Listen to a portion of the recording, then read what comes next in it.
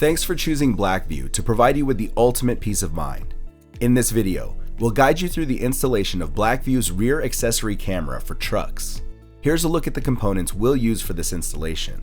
Proper placement of your rear truck camera is above the large rolling door, facing out, and at an angle that provides the best view of what's happening behind and around the rear end of the truck. We recommend powering up your camera and connecting using the BlackVue app with Wi-Fi Live View to confirm your lens orientation is optimal.